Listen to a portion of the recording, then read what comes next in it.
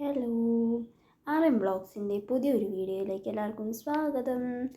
ഇന്ന് നമ്മളൊരു കറിയുമായിട്ടാണ് വന്നിരിക്കുന്നത്. അപ്പോൾ കറിയുടെ പേരാണ് കൊത്തമ്പരി റോസ്. കൊത്തമ്പരി റോസ് എന്ന് നമ്മുടെ കൊങ്ങിണി ഭാഷയിലാണ് പറയുന്നത്. കൊത്തമ്പരി എന്ന് പറഞ്ഞാൽ നമ്മുടെ മല്ലി, കൊത്തമല്ലി, പച്ചമല്ലി എന്നൊക്കെ പറയും.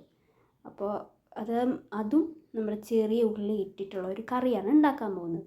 അപ്പോൾ അതെങ്ങനെയാണ് ഉണ്ടാക്കുന്നതെന്നും അതിനാവശ്യമായ സാധനങ്ങൾ എന്തൊക്കെയാണെന്നും നമുക്ക് നോക്കാം.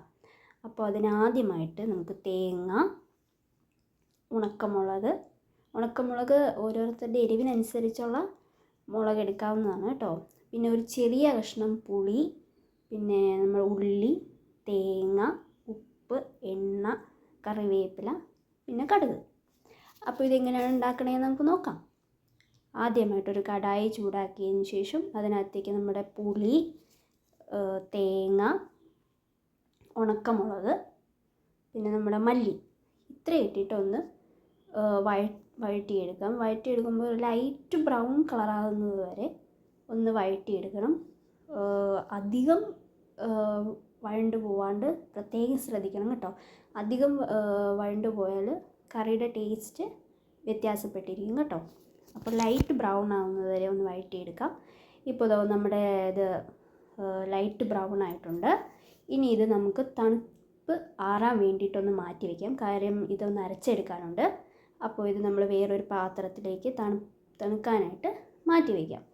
ഇനി ഇത് അരച്ചെടുക്കണം. ഇതിൻ്റെ അരപ്പ് നമ്മൾ ഈ വീഡിയോൻ്റെ ഇടയ്ക്ക് കാണിക്കുന്നുണ്ട്, അപ്പോൾ പറഞ്ഞുതരാം. പിന്നെ ഇതിന് മുമ്പ് ഒരു കറിയുടെ റെസിപ്പി ഞാൻ വീഡിയോ ആയിട്ട് ഇട്ടിട്ടുണ്ടായിരുന്നു. അപ്പോൾ ഇത് ഉണ്ടാക്കി നോക്കാത്തവരൊന്ന് ഉണ്ടാക്കി നോക്കണമേ. അപ്പോൾ ഇനി അടുത്തത് നമുക്ക് ചെയ്യാൻ പോകുന്നത് ഉള്ളി വഴറ്റിയെടുക്കുക എന്നാണ്. അപ്പോൾ നമ്മുടെ ഉള്ളി 2 കഷ്ണങ്ങളാക്കി അരിഞ്ഞിട്ട് കടായി ചൂടാക്കി അതിനകത്തേക്ക് എണ്ണ ഒഴിച്ച് ഈ ഉള്ളി അതിനകത്തിട്ട് അതും ഒരു ബ്രൗൺ കളറാവുന്നത് വരെ ഒന്ന് വഴറ്റിയെടുക്കണം. അതും ലൈറ്റ് ബ്രൗൺ കളറായാൽ മതി. അങ്ങനെ അത് ഒരു ലൈറ്റ് ബ്രൗൺ കളറാകുന്നത് വരെ ഒന്ന് വഴറ്റിയെടുക്കണം. ഇനി നമ്മൾ അരപ്പാണ് കാണിക്കാൻ പോകുന്നത്. അരപ്പ് നമ്മുടെ ചമ്മന്തിക്കൊക്കെ അരയ്ക്കുന്ന പോലത്തെ ആ ഒരു പരുവത്തിനുള്ള അരപ്പ് മതി. കൂടുതൽ അരയരുത്. നമ്മൾ വെള്ളം ചേർക്കും ഇതിനകത്ത്. അപ്പോൾ കൂടുതൽ ഈ ഒരു പരുവത്തിന് നമ്മുടെ ചമ്മന്തിക്ക് എങ്ങനെയാണോ അരയ്ക്കുന്നത് ആ ഒരു പരുവത്തിനുള്ള അരപ്പ് ഇതിനും മതി. ഇനി നമ്മൾ എന്താ ചെയ്യാൻ പോകുന്നതെന്ന് വെച്ചാൽ ഈ അരപ്പ് നമ്മൾ ഈ വഴറ്റി വെച്ചിരിക്കുന്ന ഉള്ളിയിലേക്ക് ഇട്ട് കൊടുക്കുക എന്നുള്ളതാണ്.